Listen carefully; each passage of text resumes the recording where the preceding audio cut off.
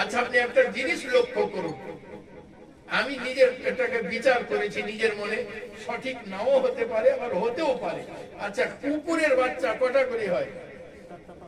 4টা 5টা। এখন কিলবিল করছে সব জায়গাতে, 6টাও হয়। তাহলে একজনের যদি 6টা হয় তো গায়ে কত থাকে, তাদের কত হচ্ছে?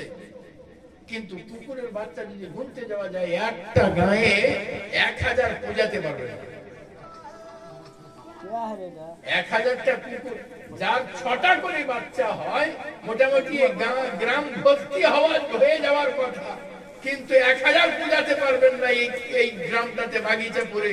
কিন্তু বাগিচাপুরে যদি ছাগল পূজা যায় 1000 পার হয়ে যাবে, না হলে কাছাকাছি যাবে।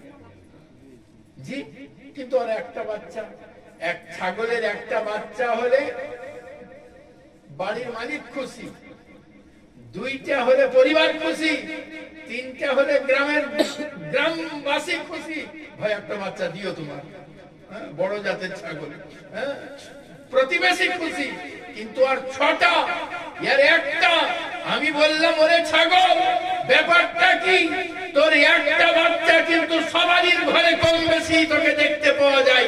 তোকে খ্রিস্টানেও ছাড়ে না কেটে খায়, তোকে হিন্দুতেও ছাড়ে না কেটে খায়, তোকে মুসলমানেও ছাড়ে না কেটে খায়, সারা জাহানের লোক তোকে খায়, তারপরেও তোর বিলীন হয়ে যাস না। একটা বাচ্চাতে এত বরকত কি করে হয়?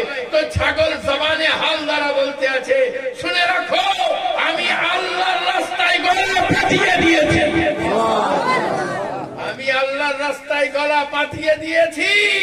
আর কুরবানি হওয়ার জন্য, আল্লাহর রাস্তায় জিন্দেগিকে নিছাওয়ার করার জন্য আল্লাহ পাক আমাদের জাতে বরকত দান করে দিয়েছেন।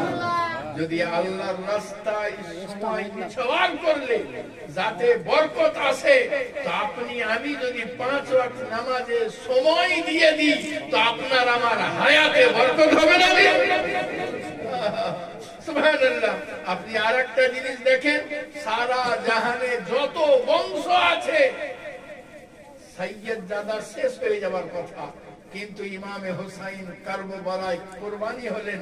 আপনি আল্লাহ আল্লাহ রাসূলকে রাজি করার জন্য মাথা পাতিয়ে দিলেন। এমন জায়গা নাই যেখানে আলে রাসূল। জি সুবহানাল্লাহ। কুরবানি যে জিনিসটা আল্লাহর জন্য উৎসর্গ করবেন, তার বরকতই আলাদা হবে। যে জিনিসটা আল্লাহর জন্য করবেন, তার রঙই কিছু আলাদা হবে। যে জিনিসটা আল্লাহকে রাজি করার জন্য করবেন, তার সুবহানাল্লাহ রঙাতি কিছু আলাদা হবে। আমি পড়েছি